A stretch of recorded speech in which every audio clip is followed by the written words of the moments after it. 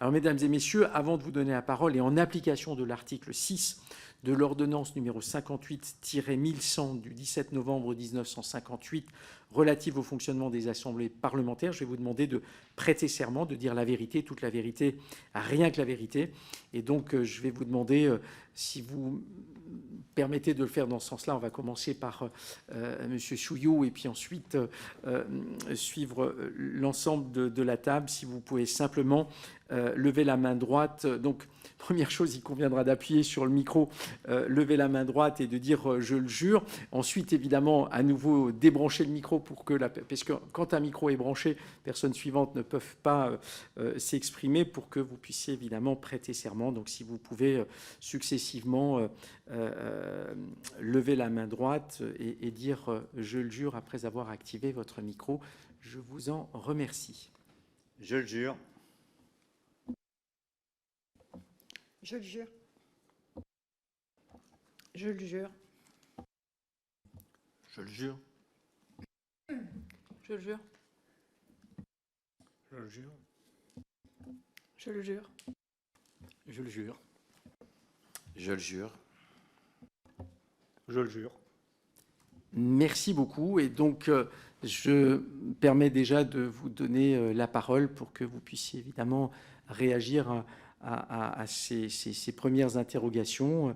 Et puis, on va peut-être justement commencer par M. Souillot, mais il semble évidemment important que toutes les organisations syndicales puissent s'exprimer. Donc, je vous en prie, Monsieur le secrétaire général.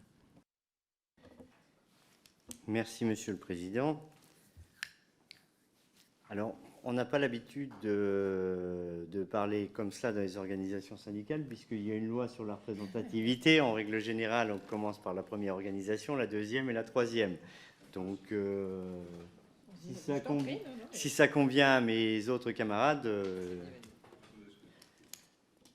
je n'ai pas de... Pardonnez-nous, hein, l'objectif n'est pas du tout d'instaurer une quelconque hiérarchie, même si vous avez parfaitement raison. Il y a un certain nombre d'usages que vous pouvez avoir. Voilà, donc, qui sont des usages définis par la loi en plus. Hein, donc, depuis le 19 janvier, nous avons organisé 12 manifestations. Ces manifestations ont mis des millions de personnes dans la rue, dans un esprit festif de manifestation. Ce que nous n'avions pas connu les uns ou les autres depuis quelques années. Les chiffres sont historiques pour la plupart du nombre de manifestants, mais en plus de cela, dans les cortèges syndicaux, il y avait de la musique, des chansons, des revendications, bien entendu, mais pas autre chose que des revendications et tout cela. Nous avons organisé nos manifestations comme nous les organisons toujours. La loi nous imposait de déposer une demande de manifestation. Alors, je vais parler pour Paris, et c'était pareil sur le territoire national.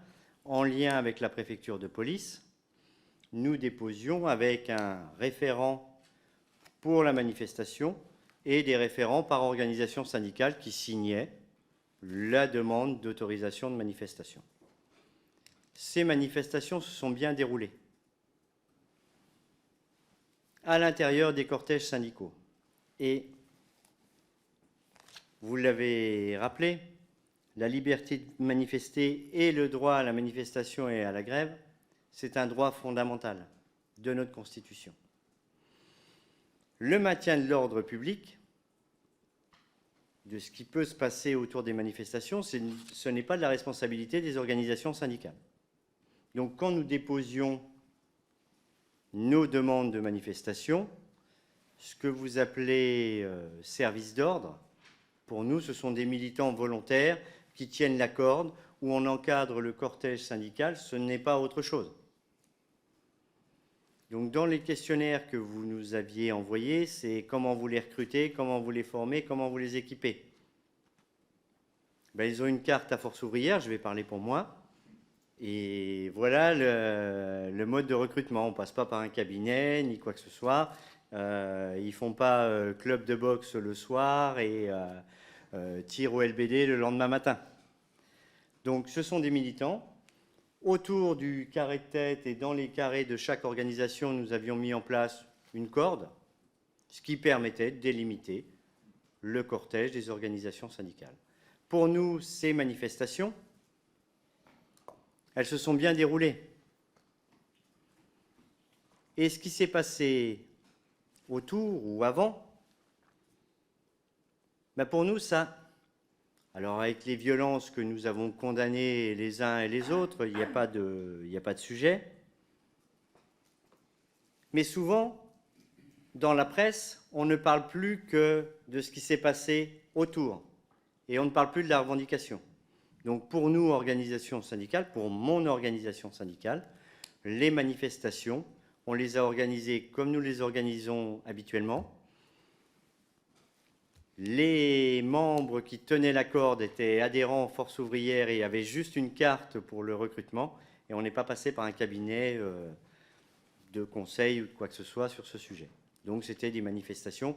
Comme nous n'en avions pas connu ou peu connu, regardez le 1er mai, où nous étions pour la première fois toutes les organisations syndicales et où nous n'avions jamais mis autant de monde dans la rue. Et ce 1er mai s'est bien déroulé. Merci. Je vous remercie. Je passe la parole à Madame Léon. Merci, Marie-Lise Léon. Pour la CFDT, donc je reprends quelques éléments. Vous avez permis d'avoir quelques propos liminaires et puis je répondrai bien entendu aux deux ensembles de questions que vous avez posées. Vous avez souhaité convoquer et entendre la CFDT par la voix de sa secrétaire générale, ainsi que l'ensemble des organisations, et donc nous répondons à cette convocation. Une petite introduction avant de répondre, pour préciser, je pense que c'est important, le périmètre de nos prises de parole, et au regard notamment des travaux de cette commission. Vous avez souhaité nous entendre sur l'expérience des organisations syndicales représentatives à propos des manifestations et rassemblements qu'elles avaient organisés au cours de la période définie, des difficultés qu'avait fait naître la multiplication des dégradations en marge des cortèges régulièrement déclarés, comme au cours de mouvements spontanés et de leurs relations avec les autorités publiques dans l'exercice de leur action revendicative. La CFDT que je représente a donc cette capacité de faire part de son expérience sur les seules manifestations, bien entendu, et rassemblements organisés par elle-même ou avec l'intersyndicale pendant l'ensemble de la mobilisation contre le projet de réforme des retraites. Cette expérience, elle porte donc sur l'ensemble des manifestations organisées du 19 janvier au 6 juin 2023, à la fois dans sur l'ensemble des villes de France, y compris les plus petites, puisque c'est une caractéristique de cette mobilisation. Outre le fait qu'il y ait un nombre de manifestants inégalé, le nombre de villes dans lesquelles se sont organisés des rassemblements et des manifestations est également lui aussi extrêmement important. Les règles que nous nous sommes fixées à la CFDT, c'est le respect de la loi, déclaration en préfecture ou en mairie de toute manifestation ou rassemblement, gestion d'un dispositif de service d'ordre en coordination avec les responsables des forces de l'ordre. Notre responsabilité est bien d'assurer la sécurité des biens et des personnes du carré de tête à la fin du cortège. Et donc les violences sur lesquelles vous enquêtez sont situées en dehors de ce périmètre. La CFDT a toujours dénoncé les violences en marge des manifestations et des rassemblements. Et je voudrais souligner, comme l'a fait Frédéric, que l'une des caractéristiques aussi de ces cortèges, c'était une très bonne tenue de manifestations pacifiques, massives dans tout le pays, avec des altercations qui ont été peu nombreuses et le fait de groupuscules.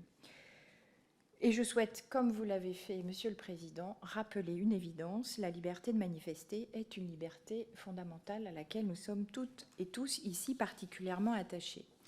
Pour répondre un peu plus précisément à l'ensemble des éléments que vous avez soulignés en introduction, de notre point de vue, la procédure, donc on travaille dans le cadre de la préparation d'une manifestation, dans le cadre d'une procédure de déclaration qui a fait l'objet d'une modification en 2019 qui permet d'identifier le ou les responsables de la manifestation, ainsi que le temps légal d'occupation de la voie publique, de préciser les moyens utilisés pour le bon déroulement de la manifestation et d'obliger à maintenir un lien étroit avec ces autorités préfectorales. Pour les manifestations en Île-de-France et dans la capitale, les relations de notre responsable du service d'ordre et de la sécurité CFDT sont régulières avec le service dédié, la direction de l'ordre public et de la circulation, mais aussi avec les responsables de la préfecture de police et le préfet de police lui-même si nécessaire. Les échanges ont été globalement satisfaisants pour la période de janvier à juin, satisfaisants parce que chacun est resté dans sa mission. Pour l'autorité préfectorale, autoriser et permettre le bon fonctionnement de la manifestation. Pour les organisations syndicales, la gestion des services d'ordre. Les échanges avec les forces de l'ordre sont également assurés par un responsable de liaison. Le dispositif de liaison et d'information apparaît également lui-même suffisant. Nous avons pu constater lors de violences entre les forces de l'ordre et les mouvances contestataires à l'occasion desquelles le carré de tête s'est retrouvé sous le coup de l'une des deux parties, il est apparu nécessaire donc de maintenir un lien direct avec les décideurs de l'usage des forces de l'ordre pour éviter tout incident complémentaire. En ce qui concerne les services d'ordre, le service d'ordre de la CFDT, pour repréciser également quelles sont nos missions, protéger les militants de la CFDT dans un cortège qui est constitué et assurer la protection avec les services d'ordre des autres organisations syndicales, la protection du carré de tête, à savoir les responsables politiques des différentes organisations, et la bonne marche du cortège conformément à la déclaration préalable en préfecture du point de départ et au point d'arrivée qui ont été déclarés. Le service d'ordre est constitué de militants volontaires qui sont accompagnés au sein de chaque organisation qui constitue donc l'ensemble des services d'ordre des organisations. En ce qui concerne les relations services d'ordre et forces de l'ordre, comme je disais tout à l'heure, seuls les responsables du service d'ordre sont à même d'échanger avec les responsables du maintien de l'ordre avec un lien direct avec ce qu'on appelle un officier de liaison. Voilà. Très bien, je vous remercie. Je pense qu'on va passer à la CGT. Donc, Madame Binet, je vous passe la parole. Monsieur le Président, Mesdames et Messieurs les parlementaires, la CGT répond aujourd'hui à cette convocation comme on répond toujours aux sollicitations de nos institutions républicaines pour contribuer au débat, permettre l'action du législateur. Mais je voulais pointer quelques interrogations. D'abord, la première, c'est l'insistance avec laquelle vous avez souhaité entendre nominativement les premières dirigeantes des organisations syndicales, sachant que vos secrétariats nous ont rappelé de façon très virulente le risque d'une amende de 7 500 € et de 2 ans d'emprisonnement en cas de non-présentation.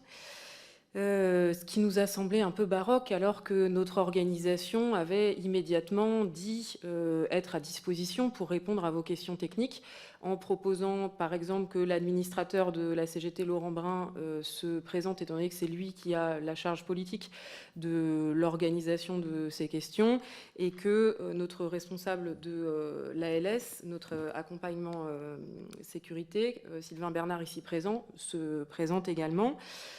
Dont acte, nous sommes là, mais c'est vrai que, comme vous le savez, la rentrée est chargée avec de nombreuses négociations qui concernent très largement les salariés, que ce soit la GIRC-ARCO, la question de l'assurance chômage ou encore la pénibilité, de nombreuses luttes sur le terrain, comme sur la question des salaires, où, comme vous le savez, c'est maintenant 1/3 des Françaises et des Français qui disent ne plus manger 3 repas par jour.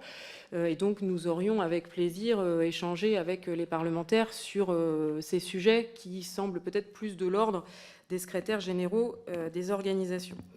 Deuxième interrogation sur les objectifs même de votre commission d'enquête. sur les groupuscules et les violences en marge des manifestations, sachant que nous sommes des organisations syndicales qui appelons, comme l'ont dit mes homologues, à manifester les salariés et les retraités en nombre. Et donc nous ne sommes absolument pas concernés par les groupuscules.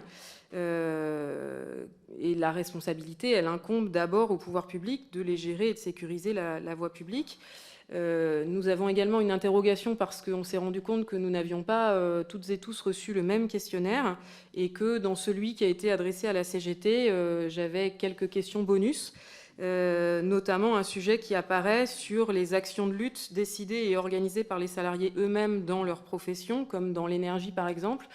Et donc on s'est interrogé sur est-ce que ça signifiait que vous considériez que nous faisions partie des groupuscules, alors que l'ensemble des organisations syndicales, tout ensemble, compte plus d'adhérents que l'ensemble des organisations politiques.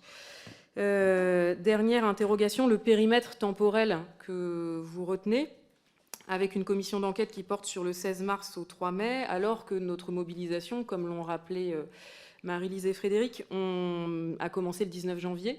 Et donc, ce qui se passe le 16 mars, c'est l'utilisation du 49.3, utilisation du 49.3 dont il a découlé, comme nous l'avions dit, les organisations syndicales l'ont dit, rappelé, martelé, c'est pour ça que nous avons jusqu'au bout exhorté le président de la République à laisser le Parlement voter, en disant que l'utilisation du 49.3 face à une telle mobilisation sociale, forcément, ça susciterait la colère que nous condamnions. Mais voilà. Et donc, la colère qui s'est exprimée dans la rue, elle peut évidemment pas être dissociée du passage en force qui a été choisi par le gouvernement contre le Parlement à l'époque.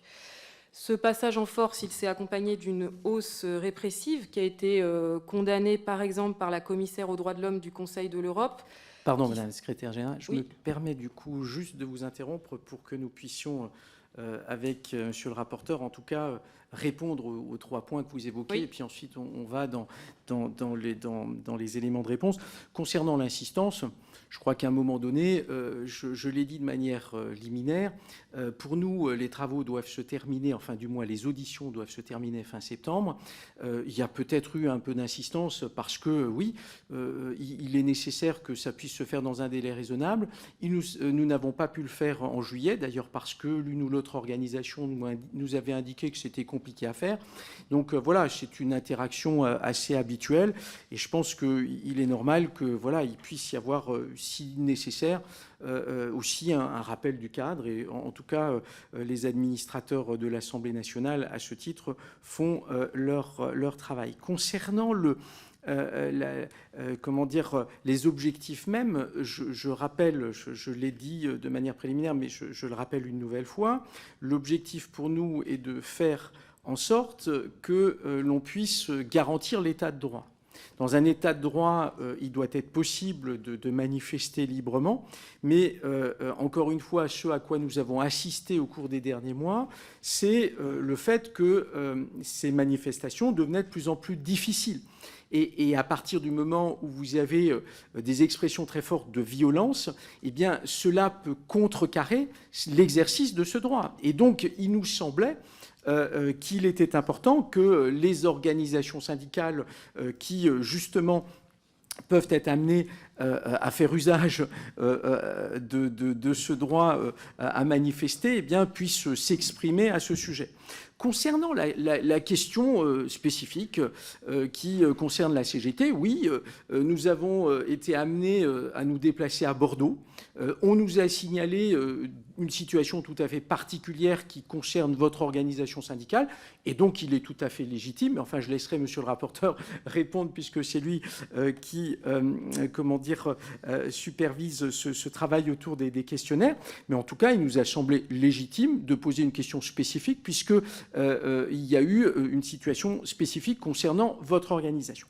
Quant au 3e point, le périmètre temporel, en réalité, dans votre intervention vous-même, vous répondez répondez à l'un des griefs que vous semblez nous faire, puisque vous voyez bien qu'aucune organisation syndicale n'est considérée comme faisant partie des groupuscules violents, puisque vous l'indiquez vous-même, il y a nous prenons comme date, et ça a été un choix assumé par la représentation nationale, puisque ça a été voté dans l'hémicycle, le fait que le démarrage, c'est le jour même du 49.3. Donc en réalité, comment dire, on est bien sur le fait de dire qu'un certain nombre d'évolutions violentes ont eu lieu à partir de ce moment-là. Nous en avons parfaitement conscience, et c'est surtout quelque chose qui a été débattu dans notre hémicycle. Et en fait, notre commission d'enquête n'est que le prolongement d'un vote effectué comme il se doit, je dirais, au sein de la représentation nationale. Je ne serai pas plus long sur ce point. Je laisse monsieur le rapporteur compléter, puis ensuite on vous repassera évidemment la parole. Oui, merci Monsieur le Président. D'abord, merci à toutes et tous d'être présents ce matin. Rapidement, quelques éléments d'éclairage. Il est assez rare, en réalité, Madame la Secrétaire Générale, que les commissions d'enquête soient créées par un vote de l'hémicycle. C'est relativement rare. Il faut des éléments procéduraux tout à fait spécifiques pour que la commission d'enquête soit, le principe même de sa création et le périmètre même de la commission d'enquête soit voté par l'ensemble de l'hémicycle. 47 voix contre, 207 pour, et c'est un travail qui n'a pas été uniquement l'émanation d'une ou de quelques formations politiques. Pour ma part, je tiens à vous le rappeler, pour le cas où cette information vous aurait échappé, j'ai souhaité en particulier, pas simplement, mais notamment, que le terme d'organisation des manifestations ne figure pas dans l'intitulé. Il y figurait dans une première version, en tant que rapporteur de la création de la commission d'enquête, à l'époque. J'ai souhaité que ce terme soit rayé, très clairement, pour qu'il n'y ait aucune confusion possible avec les organisateurs traditionnels des manifestations, que sont notamment les organisations syndicales.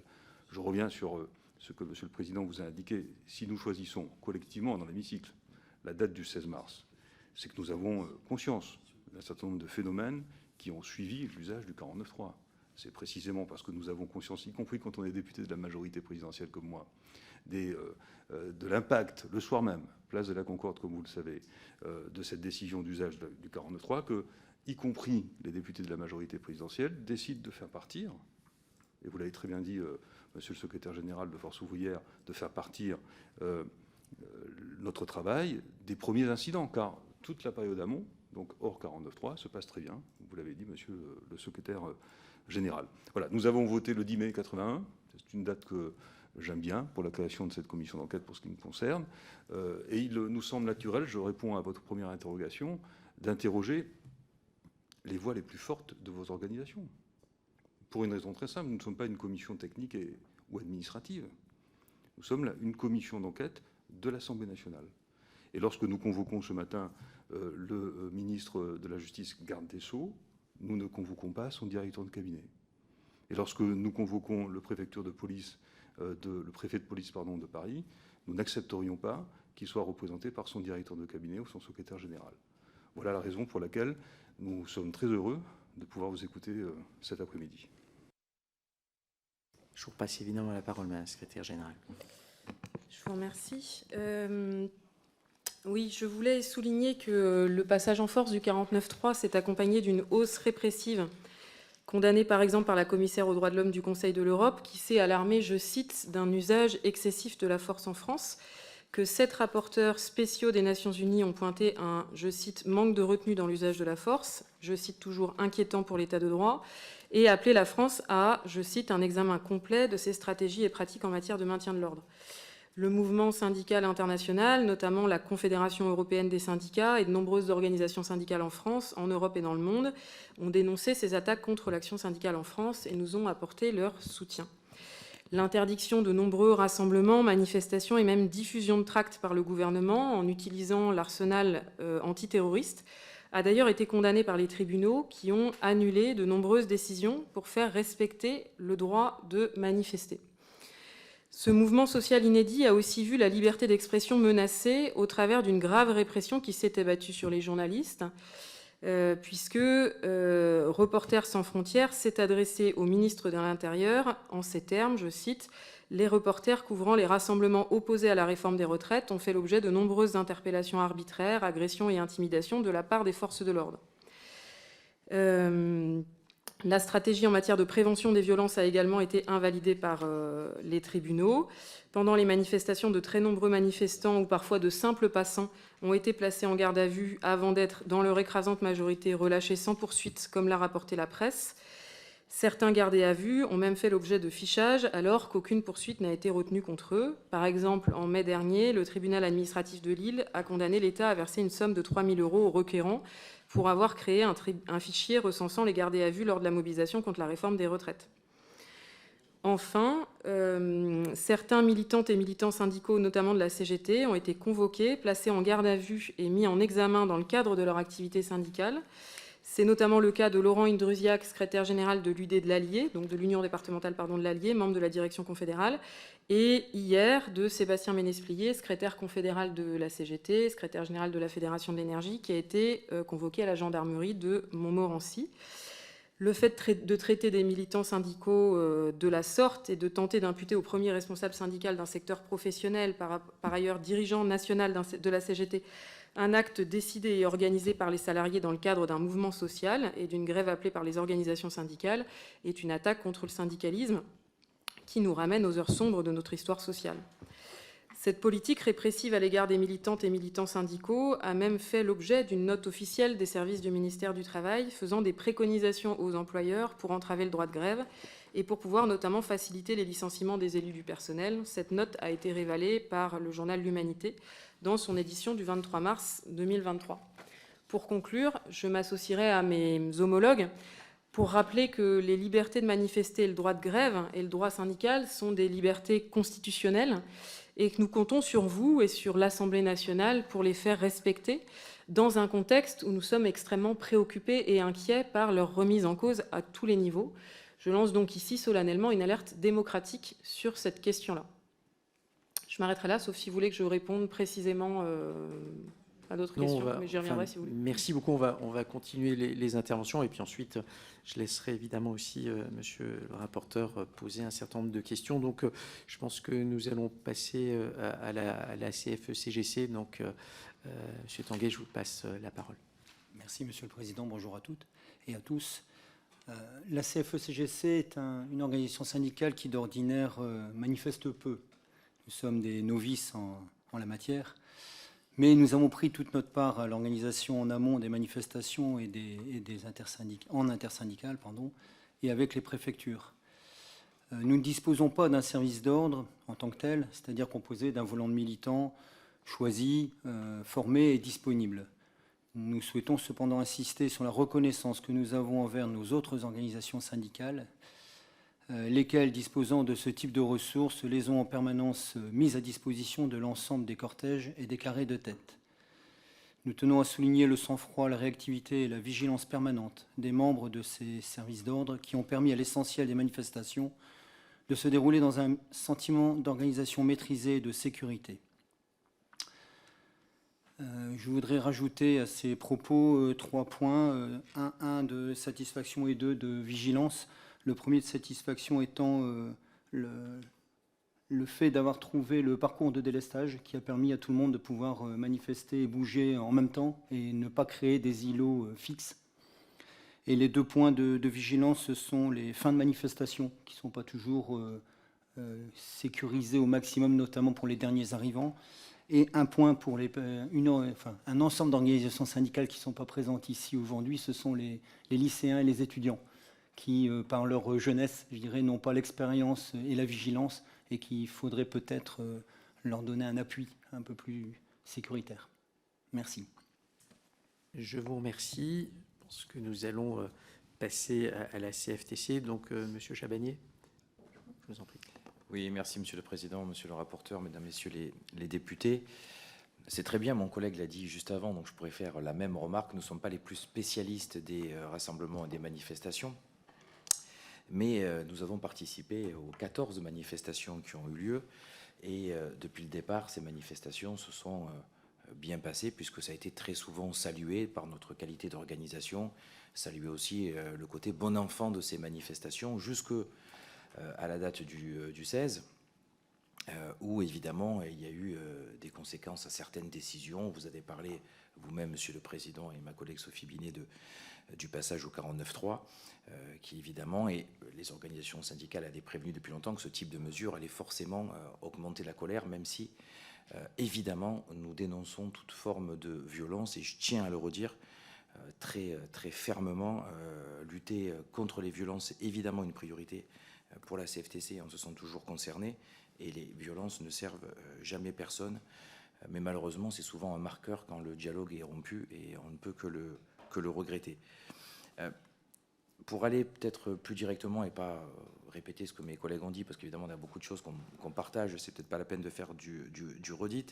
Sur vos questions que vous avez posées, sur est-ce que l'État a correctement rempli son devoir républicain, en tout cas sur les organisations de manifestations, les échanges qu'on a pu avoir avec la préfecture, sur la détermination des cortèges, des parcours, sur l'organisation, ça s'est plutôt toujours bien passé. On estime, nous, à la CFTC, qu'il n'y a pas eu de problématiques liées à ça et que donc les relations étaient plutôt bonnes. La relation avec l'autorité préfectorale, même chose. Moi, je mettrais une petite nuance, mais dans une perspective d'amélioration des choses. Il y a un officier de liaison qui est déterminé et qui est avec nous la plupart du temps lors de ces manifestations, et souvent en relation d'ailleurs, y compris avec le cortège de tête. Ce n'est pas toujours la même personne, évidemment. Tout le monde a droit à se reposer. Et on s'est rendu compte d'une chose, c'est que lorsque on a un officier de liaison qui est présent physiquement, qui est très facilement joignable, souvent même à côté de nous, ou parmi nous, on règle des tas de difficultés qui viennent de manière inopportune durant une manifestation. Il y a eu quelques dates où l'officier de liaison, pour des raisons XY, que je dénonce personne, c'est pas la question, n'était pas là physiquement, ou c'était difficile de joindre. Et là, c'est beaucoup plus compliqué, parce qu'il se passe toujours des choses inattendues, imprévisibles dans une manifestation. Donc c'est simplement pour dire, et encore une fois, n'allez pas chercher ceux qui étaient présents ou pas, c'est pas le but de mon intervention, mais pour dire que cette personne-là, elle est capitale, elle est essentielle, et quand elle est là présente, y compris physiquement, on évite beaucoup de choses. La deuxième chose, c'est on s'occupe des manifestations et donc de la sécurité des manifestations, de la tête du cortège à la fin du cortège des manifestants. Donc nous, évidemment, ce qui se passe pré-cortège, au milieu ou au point d'arrivée, on ne le maîtrise pas. Mes collègues l'ont dit. Mon collègue de la CGC faisait remarquer la problématique de la place d'arrivée. Moi, je ferais une remarque. On est extrêmement contrôlé, il est extrêmement difficile pour nos militants qui portent nos chasubes, nos drapeaux de nos organisations de se rendre au point de rassemblement, où il y a, par définition, zéro problème, parce que les violences ne commencent jamais à l'heure du début de la manifestation. C'est beaucoup plus simple de se rendre en cours de parcours ou à l'arrivée du parcours, même avant des fois qu'on ait démarré la manifestation. Donc ça peut poser question, toujours dans une volonté de pouvoir améliorer les choses. Et quant au pré-cortège, nous, avec la CFTC, on a zéro relation avec les pré-cortèges. Vous avez posé la question, on ne les connaît pas. J'ai pas de contact, pas de relation. Je ne suis pas sûr de vouloir en avoir d'ailleurs. Merci. Je vous remercie. Donc, comme je vous l'ai indiqué, je vais passer la parole à monsieur le rapporteur pour qu'il puisse poser ses questions. Et donc, les collègues qui tout à l'heure souhaiteront intervenir, merci de vous manifester. Oui, merci Monsieur le Président. Madame Binet, Madame la Secrétaire Générale, vous avez parlé de graves répressions à l'encontre des journalistes en particulier. Je vous invite à regarder la vidéo, le replay des représentants d'un certain nombre de médias, en particulier, mais pas que les chaînes d'information continue, qui nous ont fait part de leur expérience de terrain à l'occasion d'un certain nombre de rassemblements ou de manifestations. Je vous assure que la cible qui était la leur n'était pas les forces de l'ordre. En revanche, nous avons effectivement pointé, me semble-t-il, je parle sous le contrôle pluraliste de mes collègues, une difficulté sur une autre catégorie de journalistes, qui sont les journalistes de rue, où là, il y a sans doute des évolutions d'identification en particulier, parfois même de formation, de lien avec les forces de l'ordre, d'attention aussi des forces de l'ordre elles-mêmes. Mais il me semble que sur la relation aux journalistes, vos propos sont allés en tout cas au-delà des constats que nous avons pu faire à travers notre travail de parlementaire dans le cadre de cette commission d'enquête, et vous pourrez peut-être apporter un éclairage supplémentaire. Au fond, ce qui nous intéresse en vous auditionnant, c'est de comprendre dans quelle séquence on se situe. Il semblerait quand même qu'il y ait un constat partagé de ce qu'il y ait un certain nombre d'individus dont toute la question est de savoir s'ils sont organisés, s'ils sont structurés, s'ils sont coordonnés, qui mettent à profit un certain nombre de rassemblements tout à fait légitimes pour décupler la violence. Parfois d'ailleurs en contrariété même avec les objectifs des manifestants eux-mêmes. Et même toujours, dès lors qu'il y a violence. Et vous l'avez dit, monsieur le secrétaire général des Forces ouvrières, c'est même un message, la violence, qui vient parasiter le vôtre, me semble-t-il. Nous sommes tous d'accord là-dessus. Bon. Ce qui nous intéresse, c'est de comprendre comment ces violences s'organisent, qui les coordonne. Est-ce que l'on a des profils particuliers? Comment nous pouvons mieux lutter contre ces phénomènes avec toutes les institutions? Et vous faites partie des institutions en tant qu'organisation syndicale. Voilà notre objectif.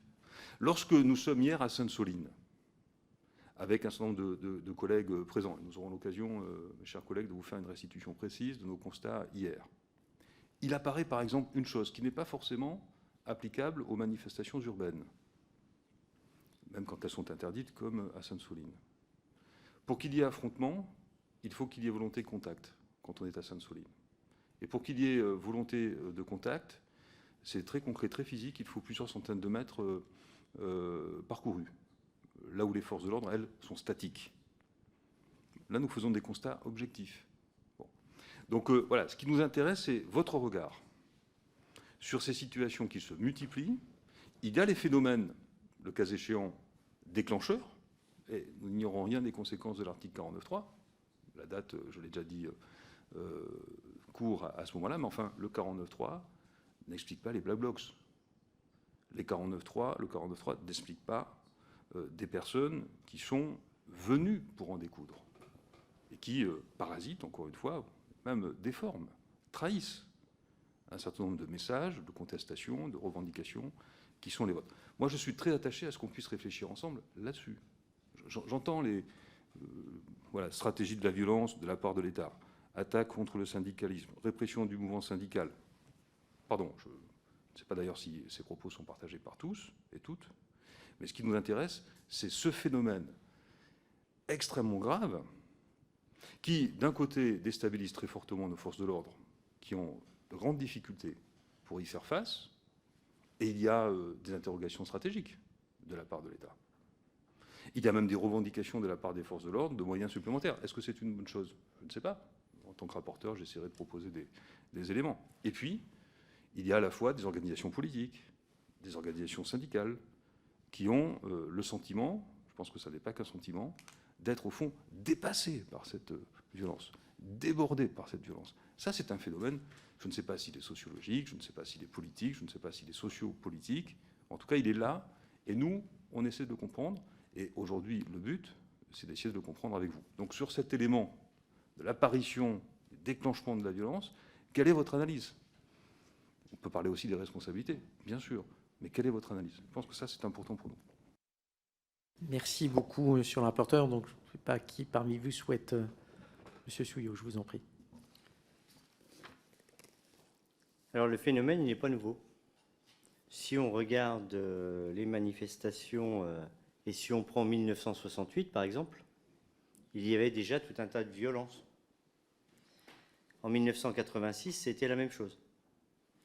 2016, sur la loi travail, et vous l'avez rappelé tout à l'heure, Monsieur le Président, il y a toujours eu des échauffourées et des choses comme ça. Ce qui, peut-être aujourd'hui, permet plus d'organisation de ces groupes, dont je ne suis pas certain qu'ils soient organisés.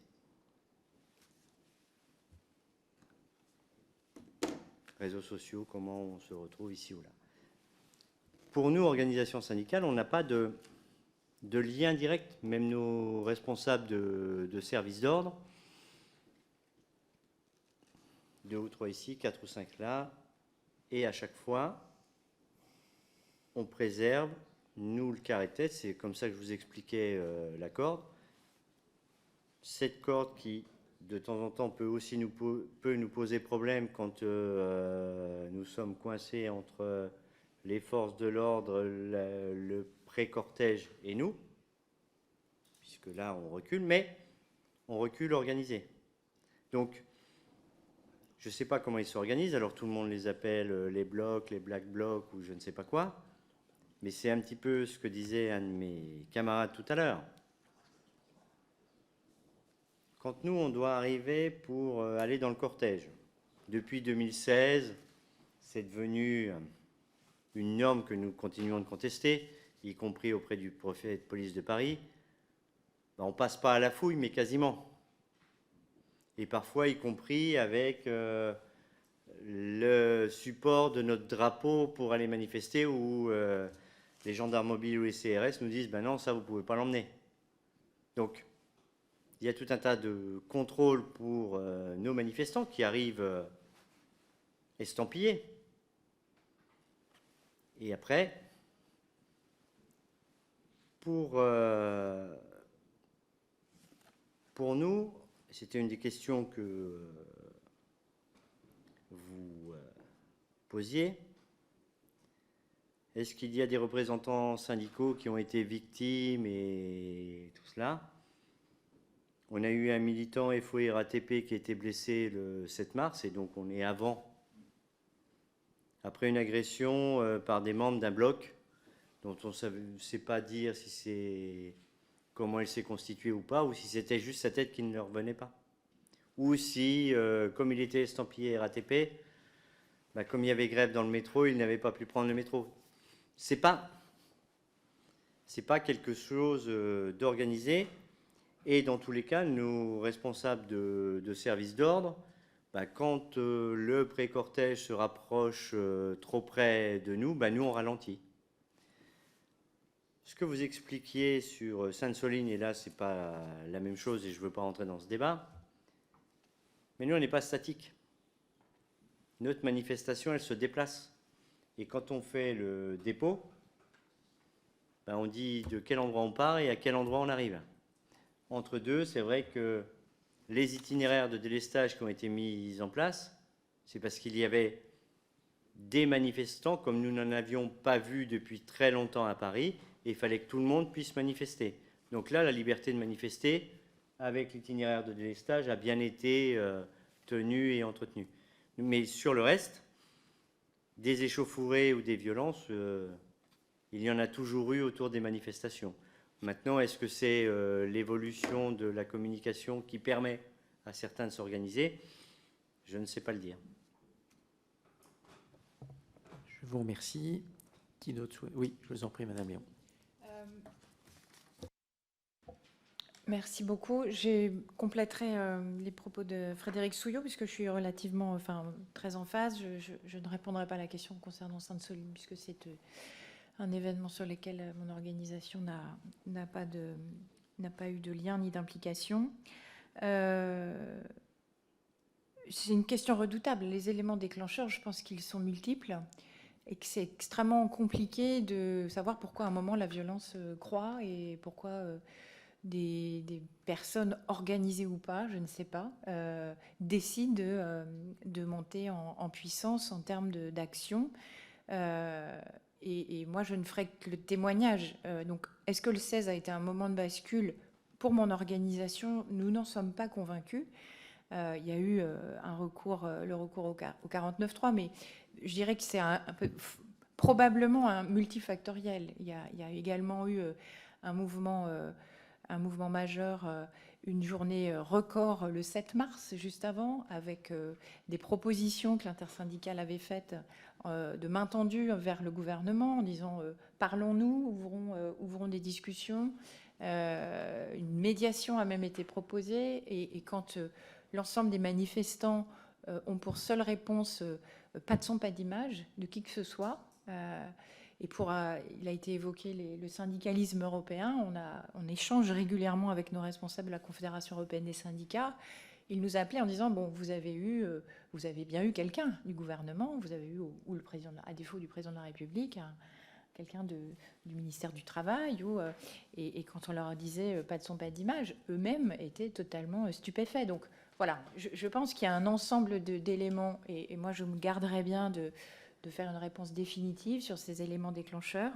Ce qui est certain, et je reprendrai les termes d'une militante de Lyon, alors je ne sais plus à quelle date, parce qu'il y en a eu beaucoup, qui avait été, où une fin de manifestation avait dû, je crois, être anticipée.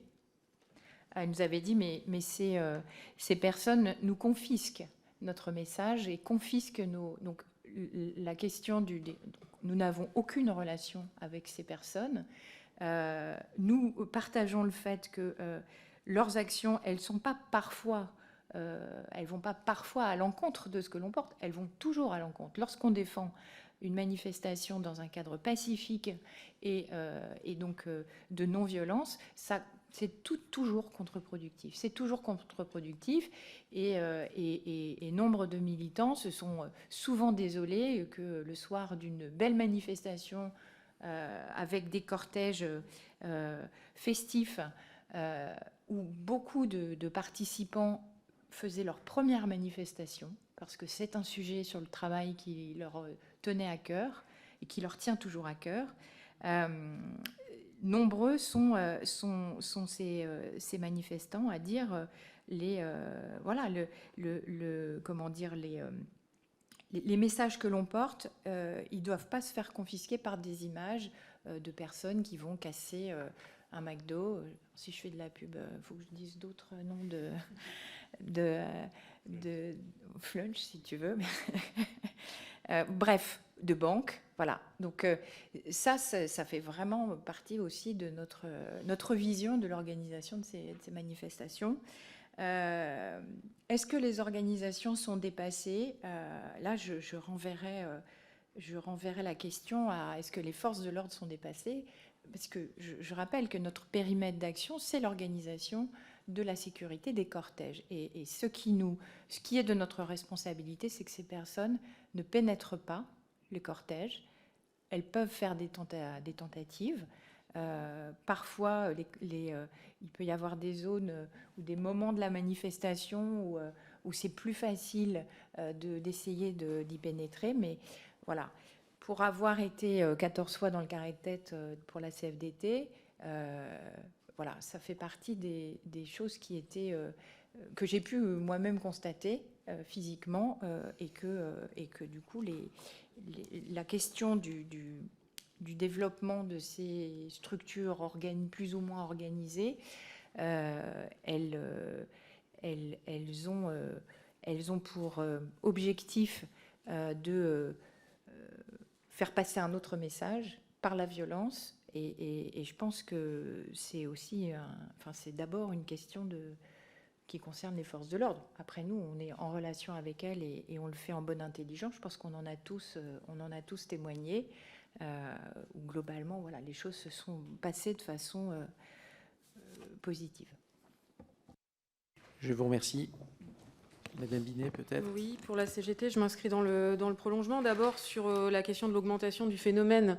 Il faut toujours faire attention aux raccourcis historiques. Nous aussi, d'ailleurs, on a tendance à les faire. Mais quand on regarde l'histoire sur une période longue, on voit que la violence, elle est très relative, évidemment, si on compare avec ce qui s'est passé en mai 68, dans les manifs pendant la décolonisation, etc. Il y avait des violences de part et d'autre qui étaient d'un niveau autre que celui qu'on a pu constater. Et donc là-dessus, moi, je pense que c'est pas nous qui sommes d'ailleurs les mieux outillés pour vous répondre. C'est plutôt des sociologues ou des historiens qui peuvent apporter des réponses factuelles. Sur l'analyse du pourquoi, pareil, c'est compliqué, mais ce qui est sûr, c'est que quand il y a une violence qui est commise en nombre, et donc pas seulement par un individu tout seul, il y a toujours une grande colère derrière. C'est quand même ça le point commun.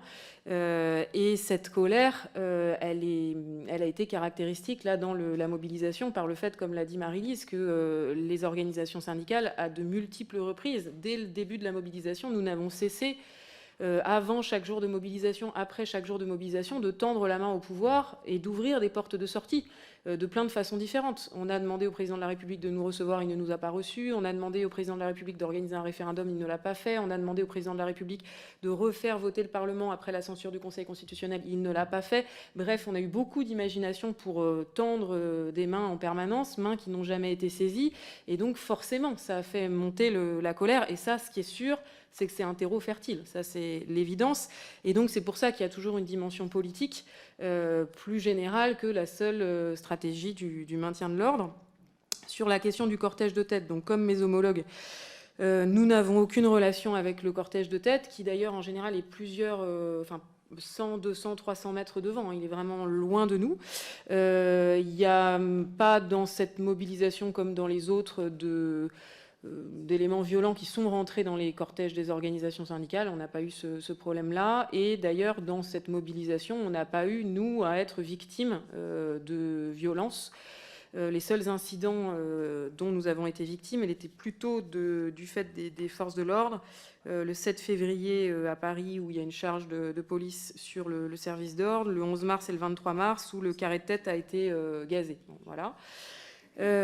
Sur comment est-ce que les choses pourraient être améliorées, moi j'ai quelques remarques factuelles. Après, pour avoir des choses plus précises, encore une fois, ce serait mieux d'interroger celles et ceux qui sont en charge directement de cette responsabilité.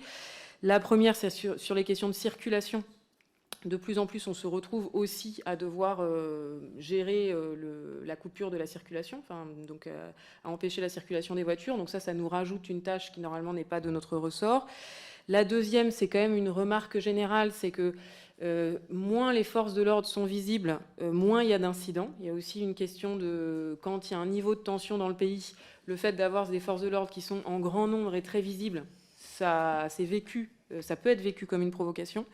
Et puis la dernière chose, d'ailleurs, c'est une question que vous nous posiez précisément, c'est que sur la question de... C'était votre question 12, je crois.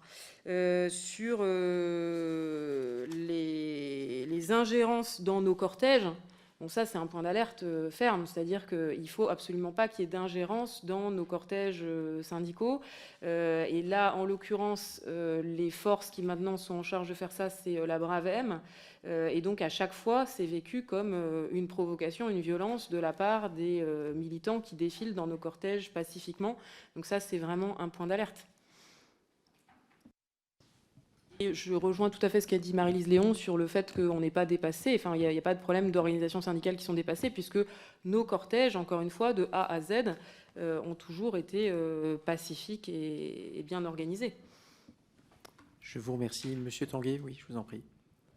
C'est Monsieur Tange, mais c'est pas grave. Je suis habitué. Pardon. C'est d'origine flamande. Mille Ne vous inquiétez excuses, pas. Non, pas de souci. Non, je voulais juste rajouter que on a vécu justement ce contraste entre la bonne entente, la bonne ambiance qu'il y avait dans les cortèges syndicaux et un mouvement qu'on a pressenti devant nous, quelques centaines de mètres devant. Il faut reconnaître l'action des forces de l'ordre qui a fait qu'en gérant la distance entre le carré de tête et ses... Moi, j'appelle ça des casseurs, excusez-moi, mais parce que quand on passait derrière, on voyait bien ce qui s'était passé quelques centaines de mètres devant nous. Et ce qu'on constatait, c'est des magasins cassés, des abribus, enfin, rien à voir avec un discours syndical ni une revendication. C'est de la pure violence. Et si, effectivement, il y a eu cette évolution, c'est que, manifestant 14 fois, je comprends que certains puissent prendre goût au fait qu'on puisse casser délibérément sans devoir recourir grand-chose quand on est bien cagoulé, masqué, qu'on est reconnu par personne, et dans un effet de groupe, puisqu'on voyait bien que c'était des groupes qui bougeaient, très mobiles. Voilà. Donc, nous, de notre point de vue, on a été accompagnés par ces forces de l'ordre, parce qu'on a vu qu'il y a une action qui a été faite, et en aucun cas on a été soumis à cette tension ou à cette violence. Donc ça, on peut les en remercier. Effectivement, je ne sais plus, oui... 11 mars, c'est ça. On a eu un retour de gaz lacrymogène parce que le groupe était trop près de nous pour éviter ça. Puis malheureusement, les éléments naturels comme le vent ne sont pas dominés par les forces de l'ordre. Mais dans l'ensemble, on n'a aucun de nos manifestants Et on a eu des manifestations un samedi, là où on a eu aussi des familles, des parents qui sont venus, et pour lesquels c'était une manifestation de très grande joie et d'engouement. On ne va pas remercier M. Macron de nous avoir fait défiler aussi souvent, mais on a créé des moments qui, pour nous, étaient un peu réjouissants, parce que de voir que la CFE-CGC savait se mobiliser, même en manifestant, c'était une nouveauté pour nous. Donc voilà, non. Donc chacun son rôle. Malheureusement, on ne peut pas vous indiquer de quelle violence il s'agit, parce que ce n'est pas notre rôle. Nous, notre rôle, c'est déjà d'accompagner nos groupes et de les préserver, chose qu'on n'a pas dû faire puisqu'ils étaient dans un espace sécurisé. Après, qui ils sont, on n'a aucun contact avec eux, on ne les connaît pas, on voit des mouvements, c'est tout. Merci. Je vous remercie, Monsieur Tange. Donc, je passe la parole à Monsieur Chabagnier. Oui, vous parlez de groupuscules organisés ou pas, c'est très compliqué pour nous de répondre à cette question, puisqu'on ne les connaît pas, on ne les fréquente pas. Mais j'allais vous dire que ce n'est même pas une question d'organisation. Aujourd'hui, même des mouvements qui ne sont pas organisés sont capables de s'organiser en 5 minutes grâce aux réseaux sociaux. Donc les mouvements non organisés ont la capacité à s'organiser en 5 minutes aujourd'hui. Donc à la limite, la question ne se pose même plus si c'est un mouvement qui est très organisé ou pas. Les réseaux, les connexions font qu'on s'organise en 5 minutes. Vous parliez des manifestations spontanées, dont nous, en l'occurrence, on n'a pas participé aux manifestations spontanées parce qu'on sait que c'est encore un risque de violence souvent plus accru, parce que là, en l'occurrence, il n'y a aucun service d'ordre des organisations syndicales. Au moins, dans des manifestations qui sont déclarées, on encadre au moins du carré-tête jusqu'au bout de notre manifestation, même si on n'encadre pas, nos collègues l'ont dit, tout ce qui est devant, tout ce qui se passe devant, mais dans des manifestations qui sont spontanées, on n'y participe pas, on n'a jamais appelé à y être, et on n'y était pas, je pense. Enfin, je ne peux pas vous dire qu'aucun de mes 150 000 militants n'y était pas, mais en tout cas, on n'a jamais appelé à y être. Donc je ne sais pas comment ça marche. Moi, je redis, pour notre organisation, il y a peut-être 2-3 choses qui sont perfectibles.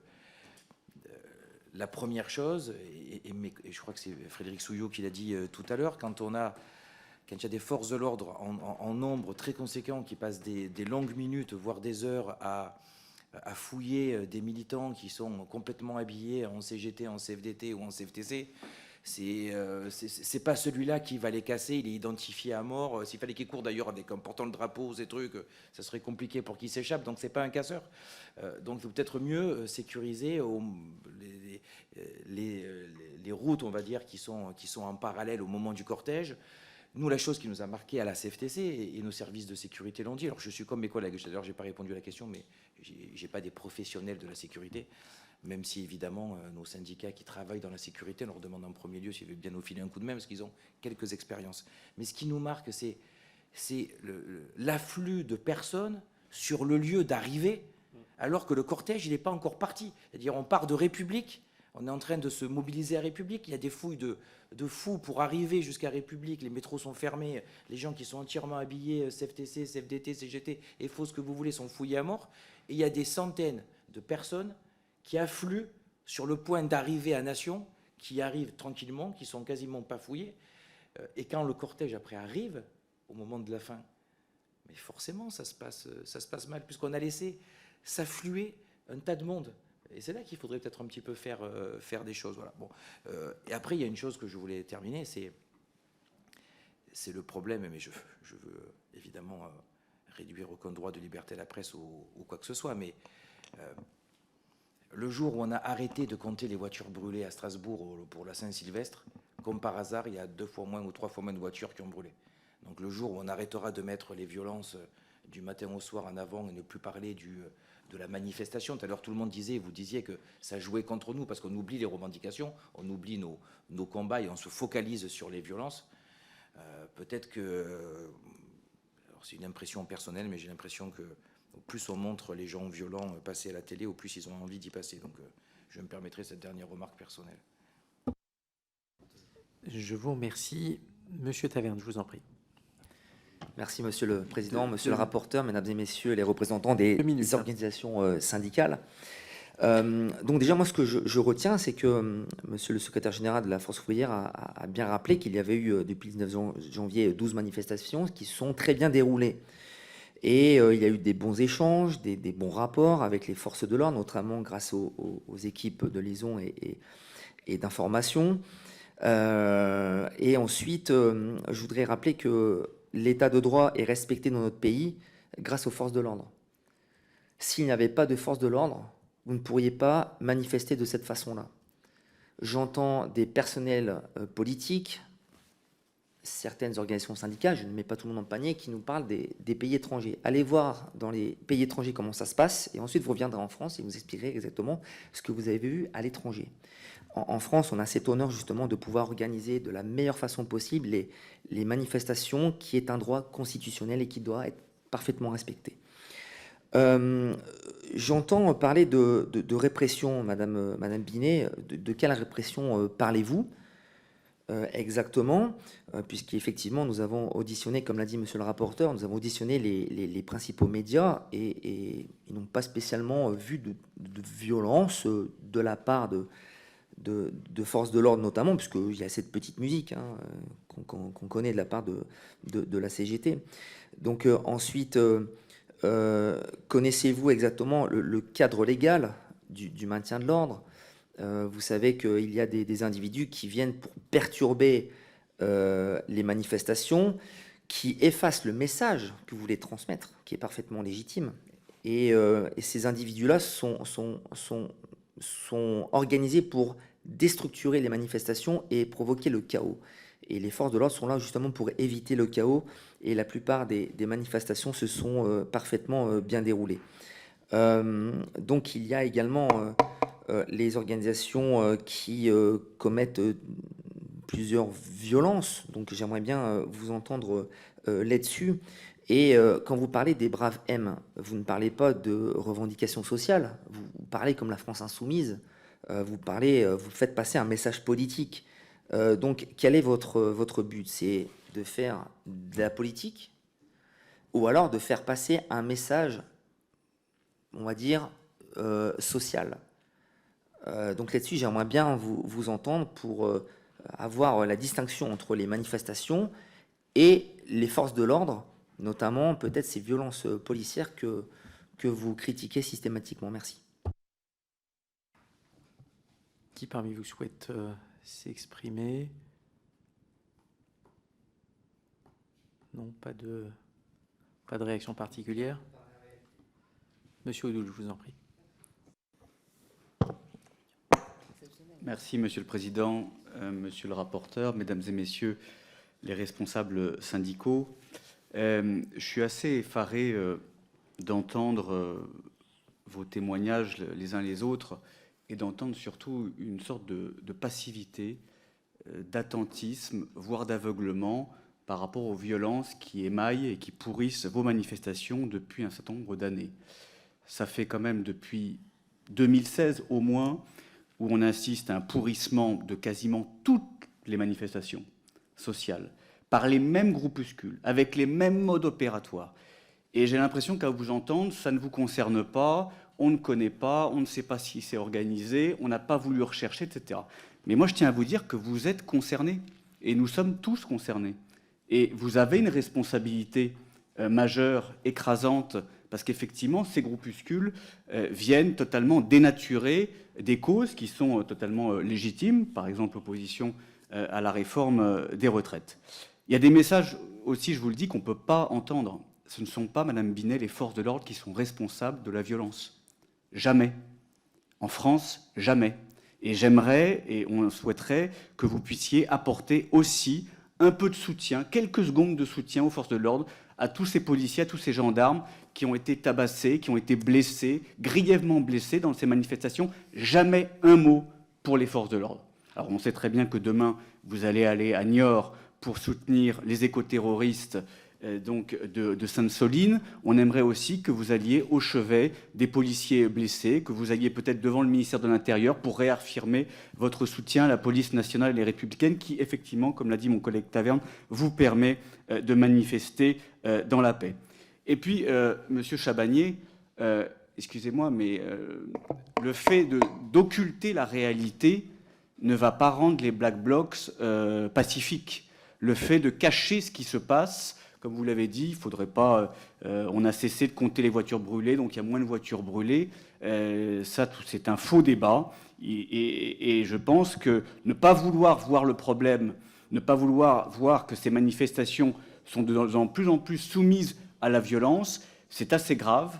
Et au contraire, il faut en parler pour en comprendre les causes. Et c'est le rôle et en tout cas la fonction de cette commission d'enquête. Je vous remercie. Merci, chers collègues. Qui parmi vous souhaite prendre la parole? Oui, Monsieur Chavagnier, je vous en prie. Je vais dire 2 petits mots rapidement parce que j'ai été nommé. Premièrement, il ne me semble pas que j'ai dit que les violences concernaient personne. Vous regarderez le replay, parce que je sais que ça passe en replay. Ma première phrase de mon intervention était, je vais la lire doucement pour que tout le monde comprenne et entende, parce que l'écoute est importante dans ce genre de commission. La lutte contre les violences sous toutes leurs formes doit tous nous concerner. La violence ne sert personne. Première phrase que j'ai dit dans mon intervention. Donc, je pense que ce n'est pas un bon procès que vous faites. Deuxième chose, j'ai jamais dit qu'il fallait se cacher la face et pas regarder ça. Je dis que faire de la publicité aux casseurs encourage encore les casseurs à venir plus nombreux et plus le faire. Faire la publicité, ça ne veut pas dire ne pas s'intéresser au sujet. Et la première phrase montrait bien qu'on s'intéresse au sujet. Je pense que la publicité incite. Dire que la publicité incite ne veut pas dire qu'on ne veut pas en parler ou qu'on se voit la face, ou qu'on ne veut pas regarder. Enfin, je ne crois pas, ou alors je m'exprime peut-être pas très bien, mais ce n'est pas la même chose. Ensuite, quand je dis que je ne connais pas les casseurs, j'espère quand même que tous les Français, que Monsieur le Président, Monsieur le rapporteur, vous-même, êtes plutôt contents que je ne connaisse pas les casseurs. Ça veut dire que je ne suis pas parmi eux, que je ne participe pas et que je ne fais pas ça. Donc quand je dis qu'à la question avez-vous des liens, avez-vous des connaissances, une question précise que Monsieur le Président m'a posée, j'ai essayé de répondre à cette question très précise. Je reprends la question parce que peut-être que là aussi je me suis trompé ou j'ai souvent des problèmes d'écoute. Mes collègues pourront vous le confirmer. Ça m'arrive souvent, mais on était vraiment sur ça. Donc moi je dis non, on a... Avec les pré-cortèges, question du président, non, j'ai pas de relation, je les connais pas, je les fréquente pas, et ça devrait plutôt faire plaisir à tout le monde qu'on ne fréquente pas ces casseurs, quoi. Voilà, donc je vous dis simplement la vérité. Après, les groupuscules, comment voulez-vous qu'on sache si les groupuscules sont organisés ou pas organisés? J'ai simplement eu la sincérité de dire que je pense qu'aujourd'hui, avec les réseaux sociaux, que vous soyez bien ou pas organisé, vous pouvez vous organiser en 5 minutes. C'est une réalité qu'il faut sûrement traiter. Ça me paraît être juste une réalité. Voilà,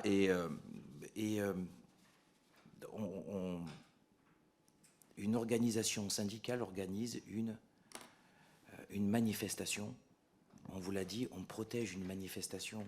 On a rendez-vous, nous les leaders, dans le carré de tête, qui est généralement, quand on se réunit à République, nos militants sont à République et nous sommes 200-300 mètres pour démarrer le cortège avant dans une avenue. Comment voulez-vous qu'on voit, qu'on regarde ce qui se passe 800 mètres, 1 kilomètre avant ? La plupart des dégradations, des casses et des choses se passent 1 kilomètre, 800 mètres avant. C'est pas qu'on s'y intéresse pas ou c'est pas qu'on le voit pas. Quand je suis à République, je suis pas à Nation, quoi. Quand je suis, tout simplement, qu'est-ce que vous voulez qu'on fasse sur ça? Et la sécurité publique, c'est pas notre tort. Je veux dire, c'est pas notre responsabilité. Voilà, c'est simplement, c'est pas notre... On essaie de faire le maximum pour protéger nos cortèges, qui se sont plutôt bien passés, avec des gens qui ne sont pas des professionnels, qui sont des militants volontaires, qui parfois prennent des coups, des militants volontaires, mais c'est quand vous marchez et qu'au bout d'un moment, vous voyez au loin de la fumée parce qu'une poubelle brûle, que vous apercevez à peine au loin, qu'est-ce que vous voulez que je vous réponde sur ça et que je vous dise sur ça? Donc je trouve vraiment que voilà... Les procès sur on s'en fout, on ne regarde pas, un truc comme ça, je ne crois vraiment pas que c'était mon discours. J'aimerais que certains écoutent mon replay pour bien se rendre compte de ce que j'ai dit. Je vous remercie. Je passe la parole à Monsieur le rapporteur et puis ensuite Monsieur Lucas s'est également manifesté. Je vous la passerai donc après éventuellement un échange avec les représentants syndicaux. Merci Monsieur le Président. Oui, je laisserai notre collègue Lucas poser la dernière question avec tempérance, avec le sens de rassemblement de nos travaux, mon cher Benjamin. Deux remarques. La première, quand je parle de dépassement, organisation syndicale dépassée, le terme peut-être pas effectivement approprié. Je veux dire par là que le fait que les pré-cortèges grossissent sont aussi la démonstration, me semble-t-il, en tout cas c'est ce qui ressort des auditions et des réflexions qui sont les nôtres au cours des derniers mois, une forme sinon de contestation, en tout cas de réserve ou de distance à l'égard de tout ce qui est organisation représentative, quelle qu'elle soit, d'une certaine façon. Et donc nous avons le sentiment, mais je trahis peut-être des pensées qui ne sont pas collectives, mais le sentiment qu'il y a là une forme de dépassement, au sens où des formations politiques, des organisations syndicales, certains de nos concitoyens ne se retrouvent pas dans leur mode d'action, et donc décident par exemple de se mettre en dehors du carré de tête, en dehors de la manifestation organisée avec la corde, comme vous le disiez il y a quelques instants. C'était le sens de ma remarque. Je ne sais pas si vous avez en retour des observations à me communiquer. Un point très concret. Il apparaît dans nos auditions que le moment de la dispersion est un moment clé. J'entends les remarques qui ont été faites sur le contrôle du lieu d'arrivée ou des accès latéraux, et ça, on en tiendra compte dans le rapport. Mais la question de la dispersion semble toujours très stratégique, et on voit aussi que du côté de l'État, il y a des interrogations. J'imagine que vous les connaissez et qu'elles sont partagées, en tout cas je le souhaiterais qu'elles le soient avec vous, c'est-à-dire comment mieux communiquer sur le temps de dispersion, comment faire en sorte que les manifestants soient le mieux informés possible de la situation amont, de façon à ce qu'il y ait vraiment des capacités pour chacun de réagir comme il le convient, les forces de l'ordre de s'attaquer aux affrontements qu'ils subissent, vous-même de protéger la manifestation et vos propres manifestants. Sur la question de la dispersion, est-ce qu'il y a des préconisations qui seraient intéressantes de reprendre dans le rapport? On nous a parlé de communication, de meilleure visibilité, de messages sonores, à l'image d'ailleurs de ce qui peut se faire dans certains États de l'Union européenne, qui n'est manifestement pas pratiqué de façon performante, en tout cas, au niveau français. Merci, monsieur le rapporteur. Mesdames, messieurs, parmi vous, quelqu'un souhaite réagir à ces interrogations de monsieur le rapporteur? Oui, madame Léon, je vous en prie. Deux éléments. Il y avait une question relative au dernier point. Je garde le meilleur pour la fin sur la question des pré-cortèges qui grossissent ou qui grossiraient. Je pense que la question se pose. Néanmoins, sur la question des fins de cortège, effectivement, on a la dispersion, je confirme, est un moment clé. Et la dispersion est un phénomène plutôt long, c'est-à-dire que, alors particulièrement ces 6 derniers mois, tout le temps les manifestations étant extrêmement denses, la dispersion doit se faire vraiment sur plusieurs centaines de mètres ou sur le lieu d'arrivée. Il apparaît effectivement, ça peut tout à fait être utile de s'inspirer de ce qui se passe dans d'autres pays européens, avec des messages sonores, des panneaux indicateurs, enfin, voilà, des choses d'une clarté irréprochable qui permettent, y compris notamment aux manifestants, de pouvoir s'orienter et voir vers quelle rue ils peuvent accéder à certains transports en commun éventuellement ou à d'autres modalités de mobilité. Je terminerai juste par le fait de dire les pré-cortèges grossissent, c'est un phénomène qui, enfin, vous le posez comme tel. Moi, je n'ai pas de réponse. Alors, c'est pas forcément une question. Mais moi, ce que je retiens de ces 6 mois, c'est plus 55 000 adhérents pour la CFDT.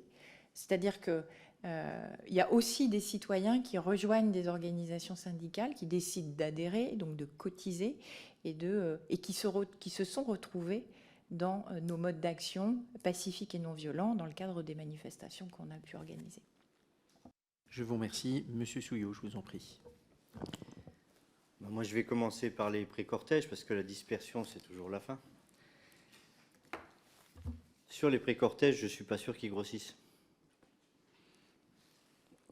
En même temps, on ne les comptabilise pas, et le comptage des forces de l'ordre, vous savez, il y a toujours ce delta entre les chiffres de la police et les chiffres des organisations syndicales. Devant, on ne sait pas. S'il y a plus de monde, s'il y a moins de monde, le fait que les forces de l'ordre s'éloignent du cortège syndical, ça attire aussi les gens loin du cortège syndical. Donc on n'est pas dans « on ne veut pas voir » ou « on ne sait pas ». Après ça, sur dispersion, alors nous, on passe le message. Toutes les organisations syndicales le passent aux syndicats qui viennent avec des militants pour manifester.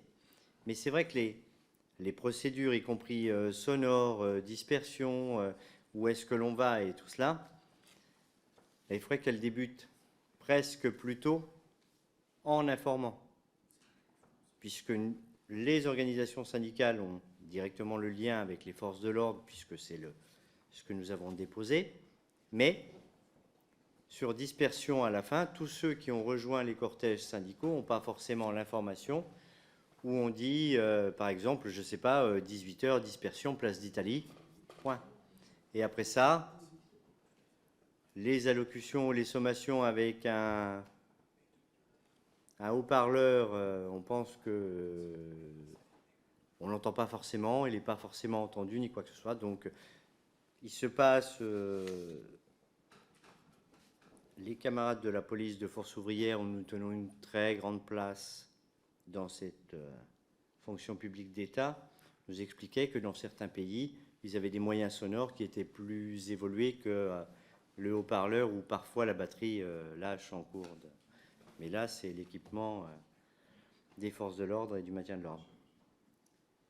Merci beaucoup. Effectivement, c'est un point qui, lors d'une audition, nous avons eu avec les représentants, cette fois-ci des forces de l'ordre, ils nous ont fait part du fait qu'il y avait là des expériences à l'étranger qui semblaient, en tout cas, intéressantes pour éviter des problèmes en fin de manifestation.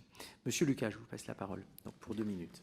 Merci, Monsieur le Président. Monsieur le rapporteur évoquait tout à l'heure le 10 mai 1980 comme une belle date, donc je vais poursuivre sur cette image en commençant par saluer la force tranquille qui a été celle des organisations syndicales dans cette mobilisation. Et tout à l'heure, un collègue du Rassemblement national vous interpellait de façon un peu vive pour que vous imaginiez ce que seraient des mobilisations sans fonctionnaires de police. Moi, j'aimerais que nous imaginions ce que serait une contestation d'une telle ampleur sans organisation syndicale et sans un mouvement syndical aussi puissant que celui-ci. Donc je veux saluer l'apport pour notre démocratie qui a été cette mobilisation que vous avez organisée. Mes questions sont de 2 niveaux. La première sur les conditions de manifestation. Vous qui êtes des dirigeantes et dirigeants d'organisations expérimentées, comment qualifieriez-vous les évolutions d'organisation et d'exercice de la manifestation depuis quelques années, vos rapports avec la préfecture de police, les différentes doctrines de maintien de l'ordre et leur capacité ou pas à vous permettre d'assurer en lien avec vos services d'ordre un certain nombre de missions. Et puis une deuxième question peut-être plus générale, celle-ci, je précise avant pour éviter toute manipulation ultérieure de mes propos qu'expliquer n'est jamais excusé. Et donc ma question est la suivante, est-ce que vous estimez qu'il y a dans notre pays un rapport aux gouvernants, aux corps intermédiaires, aux organisations syndicales que vous êtes qui se serait dégradé, de nature là aussi à créer un climat de mise en tension et de violence dans la société?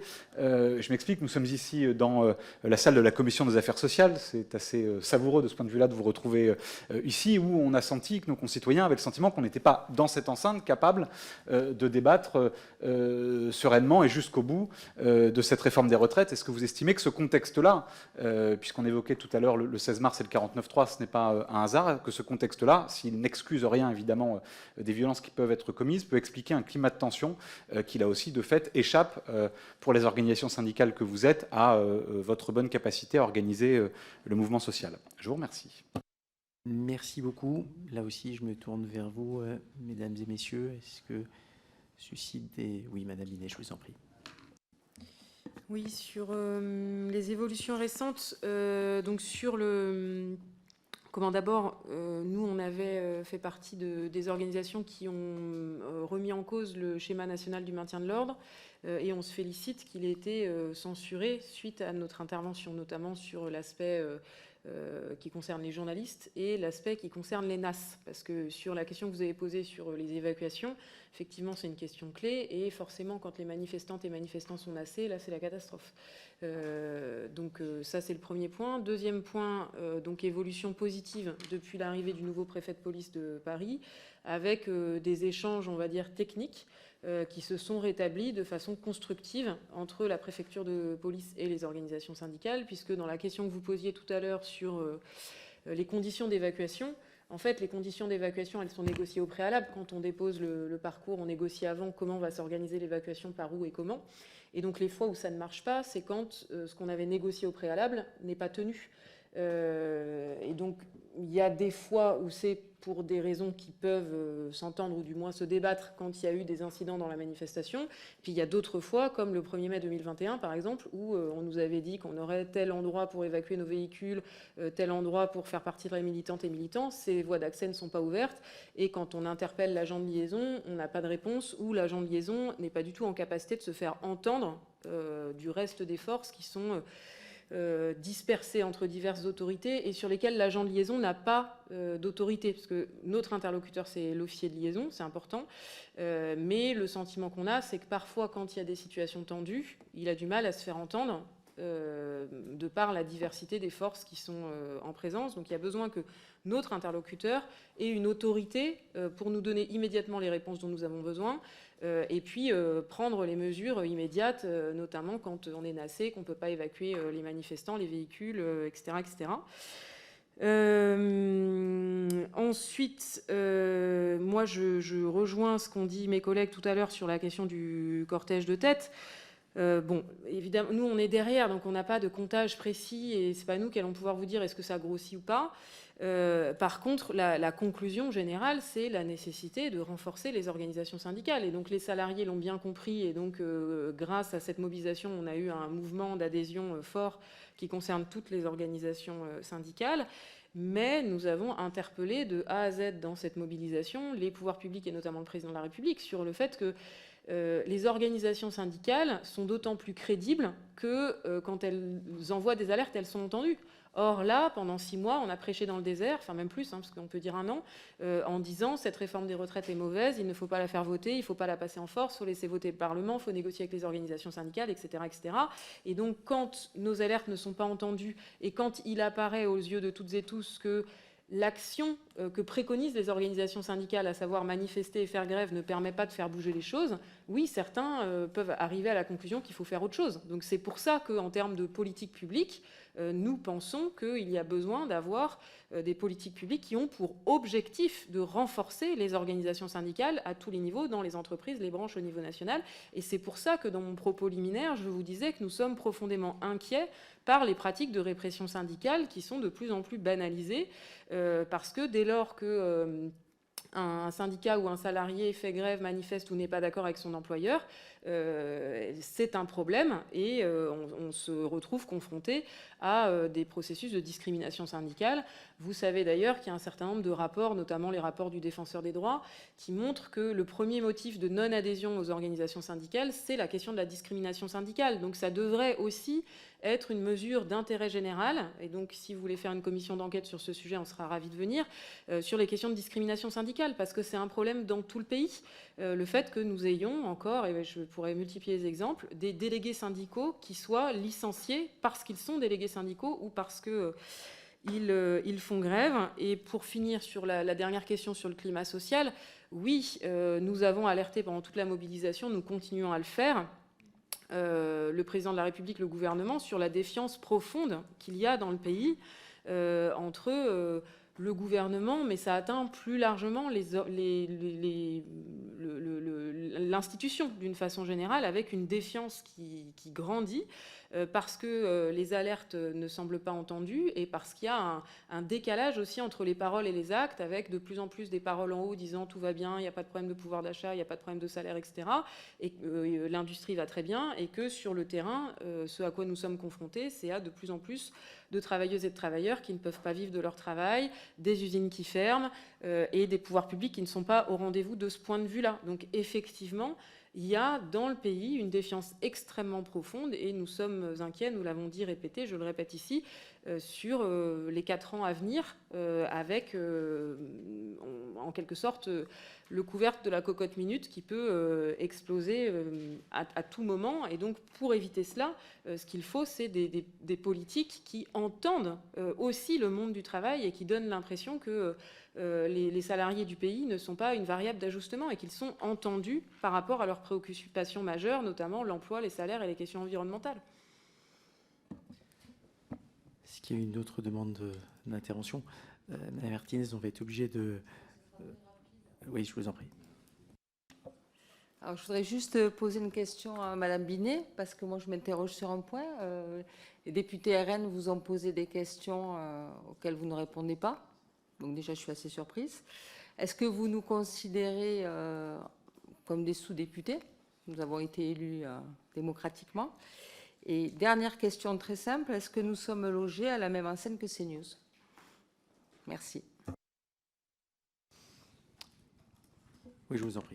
D'abord, je ne vois pas le rapport avec ces questions et l'intitulé de la commission. Donc là, on est dans une commission d'enquête qui a un intitulé précis. Donc moi, je réponds aux questions de la commission d'enquête qui a un intitulé précis.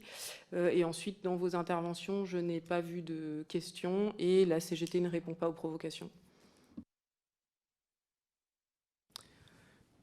Je vous remercie. Je tiens une nouvelle fois, au nom de l'ensemble des membres de la commission d'enquête, à remercier, mesdames et messieurs, les dirigeants syndicaux pour votre présence cet après-midi et le fait d'avoir pu partager avec vous et à travers vos prises de parole les analyses de vos organisations syndicales. Donc, merci infiniment pour votre présence et le fait de permettre ainsi d'enrichir le travail de cette commission d'enquête. Donc, une nouvelle fois, merci à vous. Je vais lever la séance pour quelques minutes pour permettre à l'audition suivante de se mettre en place. Et donc, je lève la séance.